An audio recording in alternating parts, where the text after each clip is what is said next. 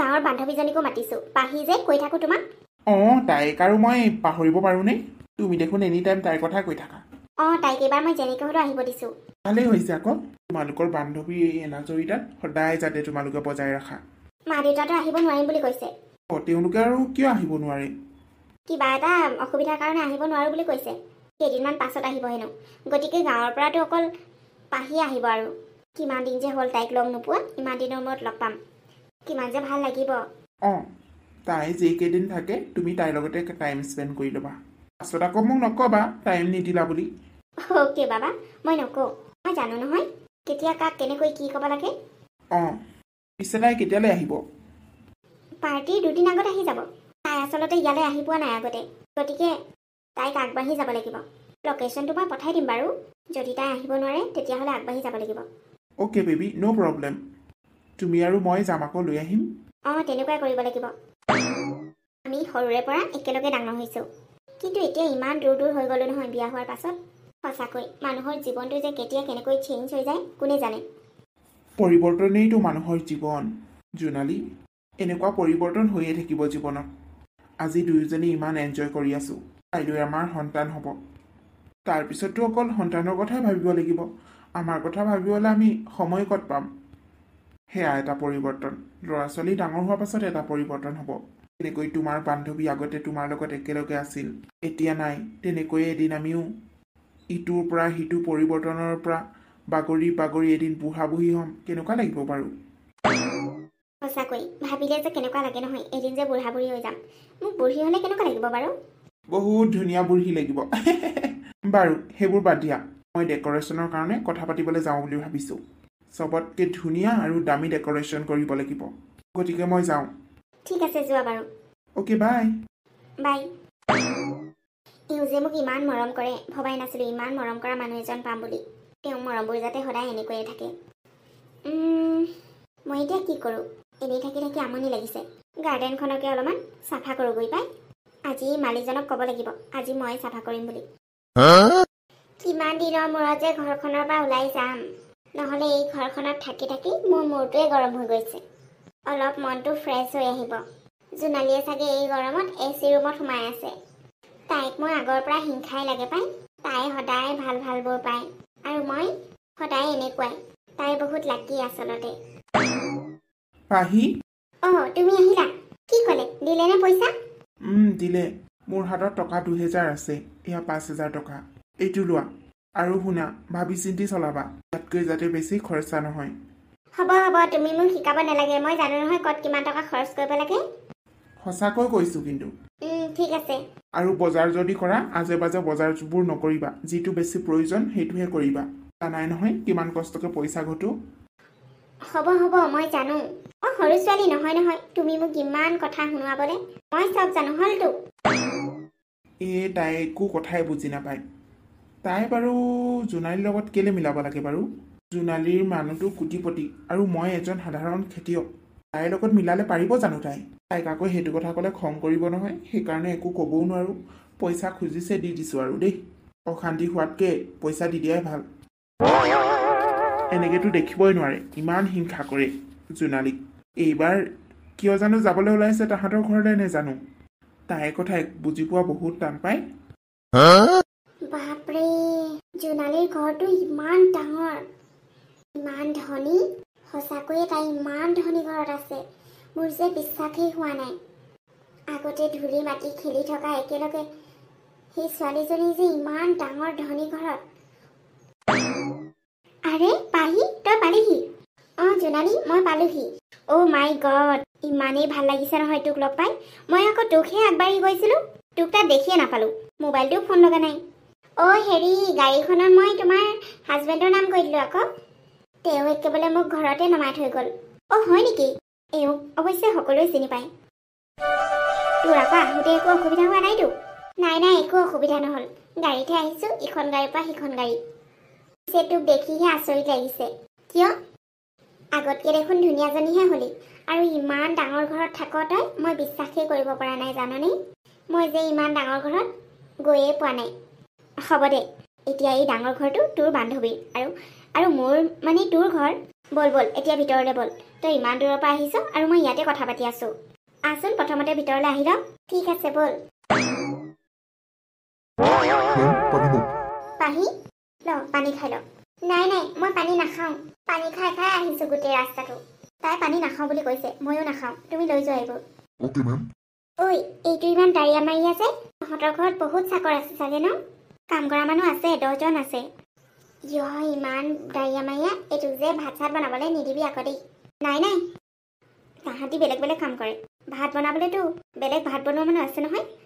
তাহাঁতি বহুত ধুনীয়া ধুনীয়া ডিছ বনায় হয় নেকি তেনেহ'লে তই দেখোন একোৱে কৰিব নালাগে মই একো কৰিবলৈ ইয়াত কামেই নাই সকলো কামৰে কাম কৰা মানুহ আছেই কেতিয়াবা মন গ'লে কৰোঁ আৰু বাপৰে তোৰ দেখোন সুখেই সুখ বাৰু বল এতিয়া তোৰ মই বেডৰুমটো দেখাই দিওঁ তোৰ চাগে বহুত ভাগৰ লাগিছে ন আৰাম কৰি ল'বি বল বল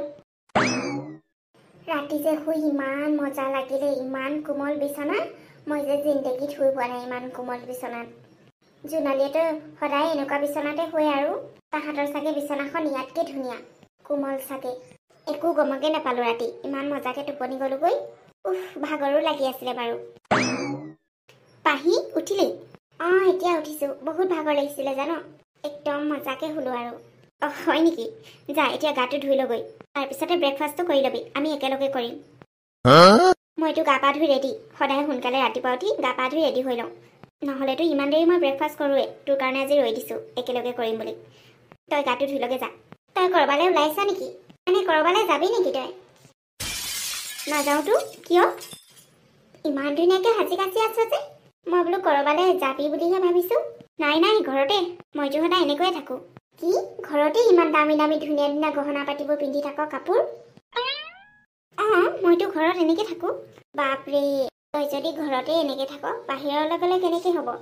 আৰে ঘৰত নিপিন্ধিনো কি কৰোঁ সদায়তো আৰু ওলাই যাব নোৱাৰোঁ আৰু এওঁ মোক সদায় এনেকৈ থকাটো বিচাৰে সাজি কাচি ধুনীয়াজনী হয় তেতিয়া বোলে মনবোৰো ভাল লাগে শুনচোন মই কিন্তু একো বজাৰ কৰিয়ে নাহিলোঁ তোৰ লগত ইয়াতে বজাৰ কৰিম বুলি বজাৰ কৰিব যাবি ভালেই হ'ল তেনেহ'লে ময়ো বজাৰ কৰাই নাই একেলগে যাম বজাৰ কৰি আহিম ঠিক আছে তই এটা কাম কৰ নহ'লে তই বজাৰলৈ মোৰ কাপোৰকে কিবা এটা পিন্ধি ল'বি কি জোনালী মই দুখীয়া হ'ব পাৰোঁ কিন্তু তোৰ কাপোৰ মই কেতিয়াও পিন্ধি বজাৰলৈ নাযাওঁ মই যেনেকৈ আছোঁ তেনেকৈয়ে যাম মই ঘৰৰ পৰা কাপোৰ আনিছোঁ তাৰ পৰা এযোৰ পিন্ধি যাম তেনেকৈ কিয় কৈছ পাহি মইতো ভাল ভাবিয়ে তোক মোৰ কাপোৰ পিন্ধিব দিছোঁ আগতে দেখোন কিমান আমি কাপোৰ সলোৱালৈকে পিন্ধোঁ সেইকাৰণেহে ক'লোঁ বেয়া নাপাবি হ'ব হ'ব মই জানো তই ধনী ঘৰৰ বোৱাৰী মই দুখীয়া হ'ব পাৰোঁ তাকে বুলিয়ে মই নিজৰ কাপোৰ নাইকিয়া নহয় মই নিজৰ কাপোৰে পিন্ধি যাম তোৰ কাপোৰ দিবলৈ কোনো প্ৰয়োজন নাই আগৰ কথা বেলেগ আছিল আগতে আমি সৰু আছিলোঁ কিন্তু এতিয়া ডাঙৰ হ'লোঁ আৰু এতিয়া বোৱাৰী হ'লোঁ সকলোৰে নিজৰ নিজৰ এটা সন্মান আছে নহয় চৰি পাহি মই মুখৰ পৰা ওলাই গ'ল আৰু সেইটো কথা তাতে ধৰি নাথাকিবি জাগাটো ধুই ল'গে তাৰপিছত ব্ৰেকফাষ্ট কৰিম হ'ব তাই কি ভাবে মোৰ কি কাপোৰ নাই মই জানিছিলোঁৱে তাই মোক এনেকুৱা ব্যৱহাৰ কৰিব বুলি সেইকাৰণে মই পইচা নিজেই লৈ আহিছোঁ এতিয়া ময়ো দামী কাপোৰ কিনিম পাৰ্টিত পিন্ধিবলৈ আৰে ইমান সৰু কথাটোকে লৈ তুমি কিয় মন বেয়া কৰিব লাগে তাইও চাগে পাহৰি গ'ল সেইটো কথা নহয় মই আচলতে সেইটো ভাবি কোৱাই নাছিলোঁ মই জাষ্ট নৰ্মেলি কথাটো ক'লোঁ আগতেও আমি কাপোৰ ইটোৱে সিটোৰ পিন্ধোঁ মই সেইটো সহজভাৱে লৈ ক'লোঁ কিন্তু তাই তেনেকৈ খং কৰিব বুলি মই ভবাই নাছিলোঁ আচ্ছা একো নাই দিয়া যিমান হ'লেও তাই আমাৰ ঘৰলৈ আহিছে আমি তাইৰ লগত বেয়া ব্যৱহাৰ কৰিব নোৱাৰোঁ তাই বেয়া পাই যাব নহ'ব এইখন ঘৰৰ পৰা আচ্ছা ঠিক আছে তোমাৰ হৈ মই তাৰ ওচৰত চৰি ক'ম অ'কে আৰে বাবা ঘৰত পাৰ্টি আছে তুমি এনেকৈ মন মাৰি থাকিলে নহ'ব নহয় বাদ দিয়া এইবোৰ কথা কাইলৈ দুজনীও শ্বপিং কৰিব যাবা সকলো ঠিক হৈ যাব অ'কে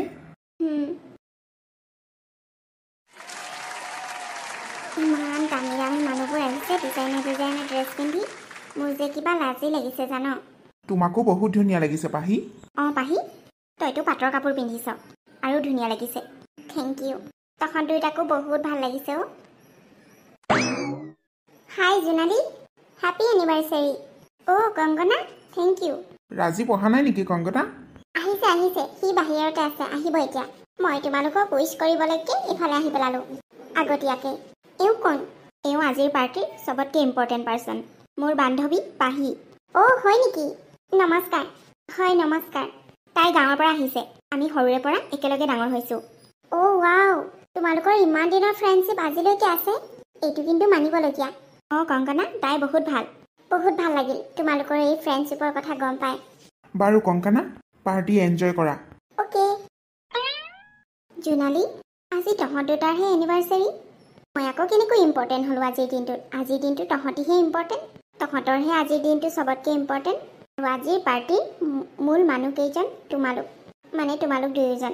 আৰে বাবা, এইবোৰ মানুহ সদায় লগ পায়ে থাকোঁ আৰু বছৰে বছৰে এনিভাৰ্চাৰীও আহি থাকিব, কিন্তু সদায় জানো তই এই মূল্যৱান সময়টোত আমাৰ ঘৰলৈ আহিব পাৰিবি? এবাৰ তোক ফোন কৰিলোঁ ইয়ালৈ আহিবি বুলি, আৰু তই গুচি আহিলি। এয়া আচলতে আমাৰ মাজত থকা ভাল পোৱা। সকলো কাম পেলাই তই আমাৰ ঘৰলৈ আহিছ আমাৰ এই বিশেষ দিনটোত। তাতকৈ আৰু ইম্পৰ্টেণ্ট কি থাকিব পাৰে কচোন? গতিকে সেইকাৰণে আজিৰ দিনটোত এই পাৰ্টিৰ চবতকৈ ইম্পৰ্টেণ্ট গেষ্ট তই হয়। ইয়া একজেক্টলি পাহি, তুমি আমাৰ চবতকৈ ইম্পৰ্টেণ্ট গেষ্ট হয়। বাকীবোৰতো ইয়াত পাৰ্টি এটেণ্ড কৰিয়ে থাকে, কিন্তু তুমি আজি নতুন আৰু মূল্যৱান, কাৰণ তুমি জোনালীৰ চবতকৈ ভাল বান্ধৱী। জোনালী, ওলাইছোঁ। তোক সেইদিনা বহুত কিবা কিবি কথা শুনাই দিলোঁ, মোক তই বেয়া পাই নাথাকিবি। সেইবোৰ কথা মই একো ধৰি থকা নাই, পাহৰি গ'লোঁ। বান্ধৱীৰ মাজত সেইবোৰ চলেই আৰু মাজে মাজে। পিছে ক, আমাৰ ঘৰত থাকি কেনেকুৱা লাগিলে? বহুত ভাল লাগিলে অ', ভাষাৰে বুজাব নোৱাৰোঁ। তই মোৰ সেই আগৰ বান্ধৱীজনীয়ে হৈ আছ, তই অলপো সলনি হোৱা নাই। আনৰ কাৰণে সলনি হ'ব পাৰোঁ, কিন্তু তোৰ কাৰণে মই কেতিয়াও সলনি নহওঁ। আৰু এইটো মোৰ ফালৰ পৰা ল গিফ্ট।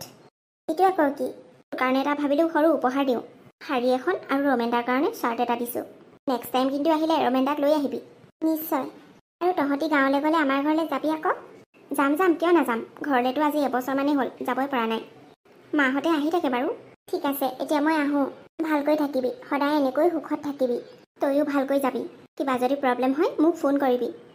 হ'ব দে, আহিছোঁ। ব'ল, মই তোক আগবঢ়াই দিছোঁ।